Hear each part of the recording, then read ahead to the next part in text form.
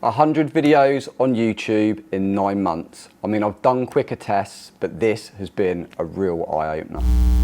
Hey, Ben Norman here, and in today's video, I'm going to be chatting all about what I've learned recording, editing, optimizing, and posting 100 videos on YouTube over the last 9 months. So when I set out to do this, it was going to be a quick test just to see how easy it was to establish a new YouTube channel in quite a competitive market. So digital marketing, business growth, strategies, systems.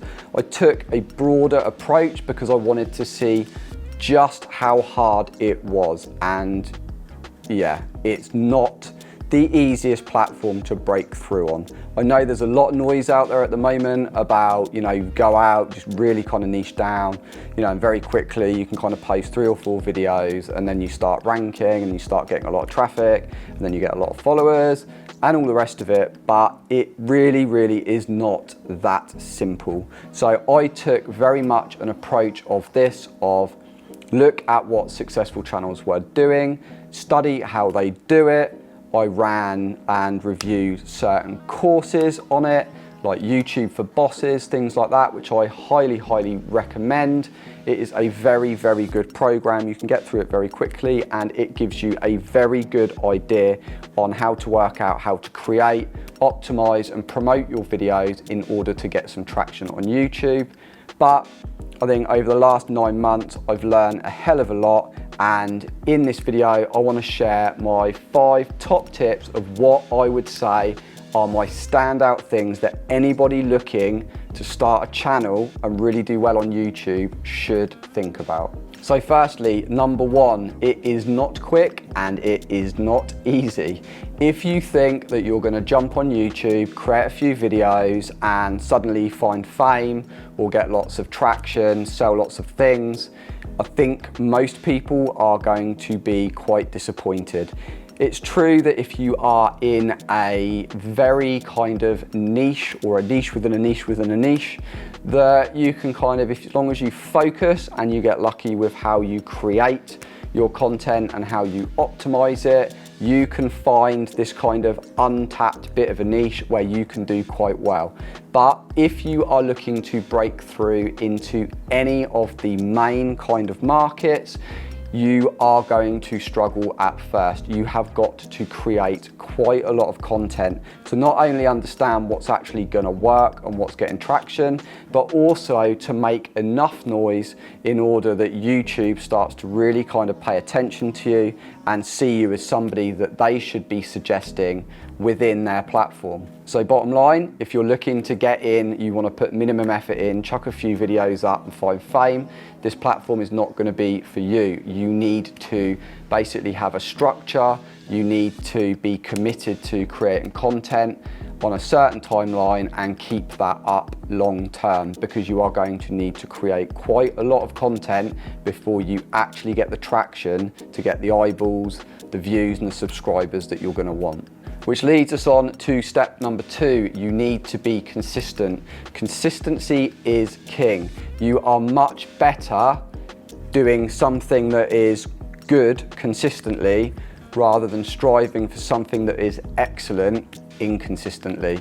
And by this, what I mean is, if you commit to getting a video out a week, you need to make sure that you are delivering that video every week.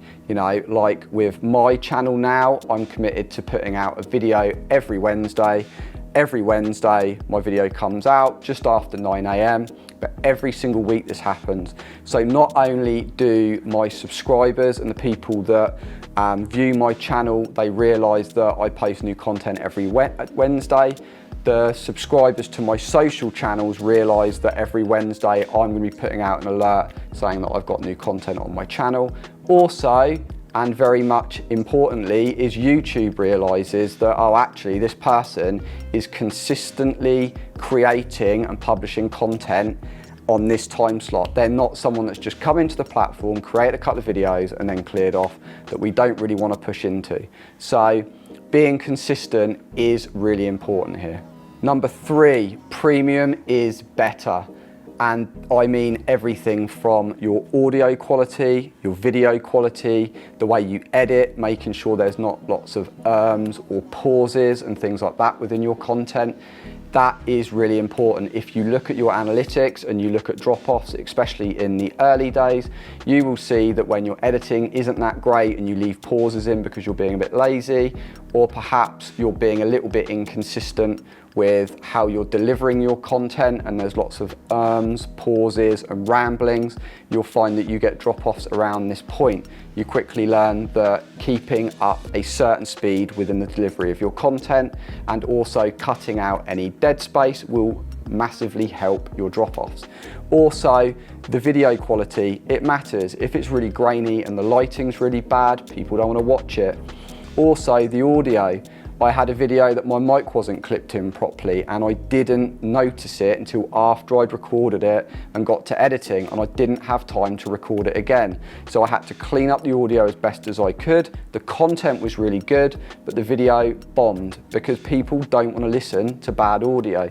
Things like this, you know, you can solve them all by getting a very cheap, simple lav mic that can click into your camera, but making sure, you know, you don't need the best cameras and things like that out there, but little things like having a, you know, £60 ring light and a £10 clip-in lav mic, things like that, they will massively take your video to the next level. I would argue that as long as your content is good, you can just record with your smartphone, clip in a lav mic and have a very simple ring light. You can be set to go, you know, not including your phone, for less than £100, and you can record video quite happily and edit it on a free editor, and you don't really need much else. But you need to give that kind of premium look and feel, and more importantly, sound. Number 4, niche is better than being broad. Most people try and go out and cover a broad audience. The more niche that you can get, the better. So, you know, instead of going out and just talking about digital cameras, you want to talk about, you know, it might be you talk about only Canon SLRs that are under £500. That way you can be very, very niche with what you're targeting. All of your content ends up being really focused around that, and you're going to get better traction. It's going to be a lot clearer to YouTube exactly what you are creating content for, and you will just find it easier to become established as you're optimizing and creating playlists and things like that. It makes that whole thing a lot easier. And ultimately, YouTube just can see the value of your content a lot quicker and a lot easier. They can see that you're really niche, and you will just help to rank a lot quicker, but it still won't circumvent the need to have a fair bit of content before you start getting that. And my final tip, number 5, is just start. So many people, I know when I was doing this test, I started back the last day of January was when I posted the first video. And I was talking to people about it who were going to do a very similar thing. You know, we are now nearly the end of October and they still haven't started. They are still on the research stage of it. What I would argue is when I look back at my early videos, I was clonky, I was and a lot of the way through it. I'd lose my way, I didn't come across as confident, the quality wasn't as good. Basically, through creating 100 videos now, I've just got used to different parts of the process, but also I've taken out a lot of other skills away from this other than just creating video for YouTube. So now, the minute I'm in front of a camera, I don't really notice the camera, I can just talk. So instead of looking like a rabbit in the headlights, which everybody gets when they first start, look at any of the people you follow and go back and look at their first videos. They're normally appalling, you know, but everyone understands this. The difference is they didn't kind of get scared and just not do it and not upload it. You just get going, you start posting, you learn from your mistakes and you keep going. And basically every single video, you just try and learn something new. You try and tweak the sound a little bit better. You try and get a little bit better with the editing or add something else in. You review your analytics, you see what's working and you do more of that. But it has been a good journey. It is something that I am going to continue. I'm going to keep putting out a video every week and I'm going to keep striving to get my content better and better. So if you're looking to capitalise on YouTube's massive reach, then make sure you are taking those 5 things into account. Most importantly, just start today. Don't just wait around. If you found this video useful, then make sure you smash that like button. If you're new here, consider subscribing and hitting the bell icon to be notified as soon as I release more content just like this to help you build and scale your business through better systems, strategies and marketing. And I will see you all in the next video.